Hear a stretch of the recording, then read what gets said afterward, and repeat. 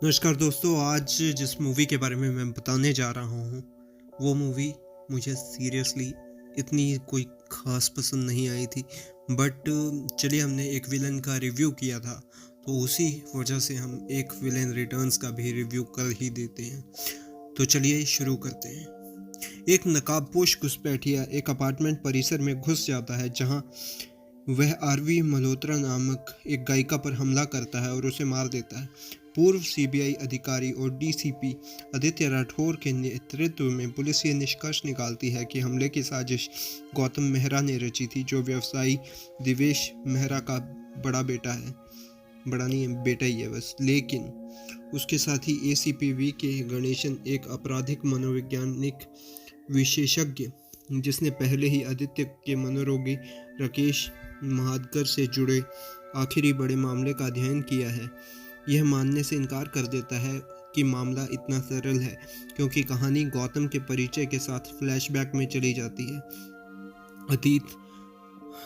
अतीत में गौतम एक अमीर बिगड़ैल लड़का है, जिसे दिवेश अपनी पूर्व प्रेमिका सिया की शादी में हंगामा करने के लिए डांटता है। हंगामे में वीडियो को गायिका आरवी ने रैप गीत में बनाया है। गौतम को व्यवसाय और उसके घर से निकाल दिया जाता है। उसके प्यार करने का नाटक करते हुए गौतम आरवी को उसकी प्रतिद्वंदी किरण को डराने में मदद करता है। आरवी गौतम के प्यार में पड़ जाती है और बताती है कि उसके जैविक पिता बालकृष्ण शास्त्री, जो एक लोकप्रिय गायक हैं, का उसकी मां के साथ विवाहोत्तर संबंध था, लेकिन उन्होंने कभी भी उनमें से किसी को भी स्वीकार नहीं किया। उसका मुख्य लक्ष्य एक प्रसिद्ध गायिका बनकर अपने पिता को अपनी बेटी के रूप में स्वीकार करवाना और बाद में उन्हें अस्वीकार करना है। गौतम आरवी की बचपन की तस्वीरें लीक कर देता है, जिसका अर्थ है कि वह उसे अपमानित करने के लिए उससे बदला लेना चाहता है। शास्त्री सार्वजनिक रूप से अपनी बेटी को अस्वीकार कर देता है और गौतम उसे दूसरा मौका देने की विनती करता है, लेकिन अब आरवी भारी मन से उसे छोड़ देती है। वर्तमान में गौतम को गिरफ्तार कर लिया जाता है, लेकिन वह पुलिस से बच निकलने में सफल हो जाता है। गणेशन को लगता है कि गौतम ने आरवी को नहीं मारा है। पुलिस भैरव पुरोहित से पूछताछ करती है, जिसे आरवी ने उस दिन बुलाया था जिस दिन उसकी हत्या हुई थी, लेकिन वह अपराध करने से इनकार करता है और कोई सबूत भी नहीं है। गणेशन एक पैटर्न निर्धारित करता है कि हत्यारा केवल एक तरफा प्रेमियों वाली युवा लड़कियों को ही निशाना बनाता है। यह पता लगाने के बाद कि पिछले 6 महीने में इसी तरह की 18 लड़कियों की हत्या की गई है, आगामी परिस्थितियों में गणेशन को यह निष्कर्ष निकालने के लिए प्रेरित करती हैं कि गौतम सीरियल किलर नहीं है, जहां बाद में पता चलता है कि सीरियल किलर वास्तव में भैरव है। गौतम उससे लड़ता है, लेकिन उसका चेहरा नहीं देख पाता, जिससे भैरव भागने में सफल हो जाता है।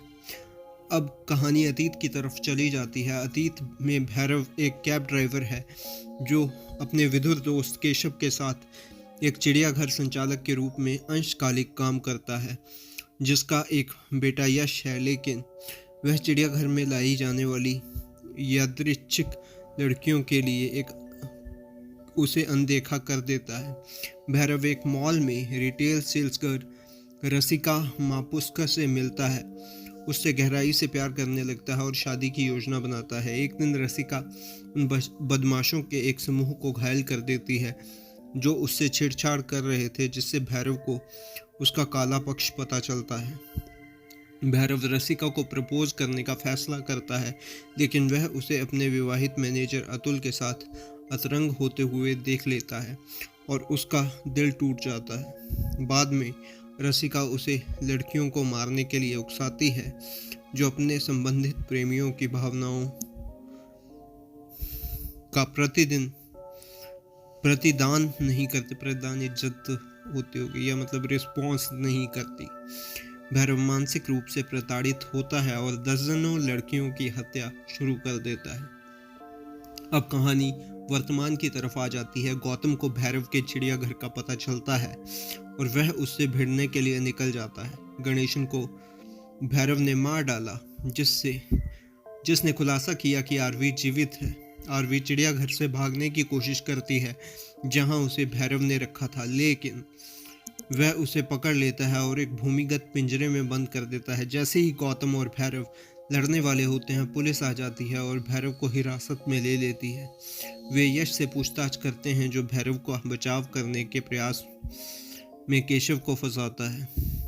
पुलिस अपराध स्थल की भी जांच करती है, जहां एक लड़की का शव फ्रीजर के अंदर पाया जाता है, हालांकि वह आरवी नहीं है।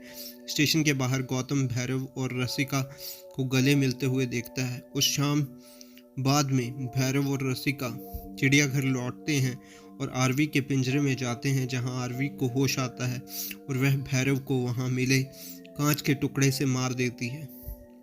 रसिका जोर से हंसती है, जबकि भैरव आरवी पर हमला करता है। गौतम उसे बचाने के लिए आता है और लड़कों के बीच लड़ाई शुरू हो जाती है। भैरव गौतम को मारता है और रसिका की प्रतिक्रिया मांगता है, लेकिन गौतम हंसने लगता है और पूछता है कि रसिका है कहाँ। यहाँ पर पता चलता है कि भैरव वास्तव में सिज्ट्रोफेनिया का शिकार है और वह रसिका के बारे में भ्रम में था। फिर भैरव को याद आता है कि रसिका ने उसे बताया था कि कैसे अतुल ने उसके लिए अपने परिवार को छोड़ने की योजना बना रहा था। भैरव ने अनजाने में रसिका की कमर तोड़कर उसे मार डाला और उससे विनती की कि वह उसे छोड़कर ना जाए। पुलिस को फ्रीजर में जो शव मिला वह रसिका का निकला, जिसे भैरव ने अपने पास रख लिया। अपनी गलती का एहसास होने पर भैरव बाघ के पिंजरे के अंदर चला जाता है और अपने शिकारों जैसा ही अपना हश्र करवा देता है। आरवी गौतम के साथ फिर से जुड़ती है और अपने प्रशंसकों और गौतम के समर्थन से अपने संगीत कार्यक्रम को आगे गाते हुए बढ़ाती है। एक मध्य क्रेडिट के दृश्य के दौरान एक पागल खाने में राकेश, जो दुर्घटना में बच गया है और पैराप्लेजिक हो गया है, भैरव से मिलता है, जिसके शरीर पर बाघ के हमले के कारण गंभीर घाव हैं। राकेश प्रीक्वल में अपना वादा दोहराता है, क्योंकि स्क्रीन के काले होने से ठीक पहले भैरव जाग जाता है। तो दोस्तों, इसमें जो था वो थोड़ा सा राकेश का भी वो दिया हुआ है, तो अगर देखनी हो तो देख लीजिए। ये कोई इतनी खास मूवी नहीं लगी थी, पर फिर भी देख सकते हैं। तो ये था मेरा रिव्यू। मैं मिलता हूँ आपको किसी और वीडियो में किसी और मूवी के साथ। तब तक के लिए बाय।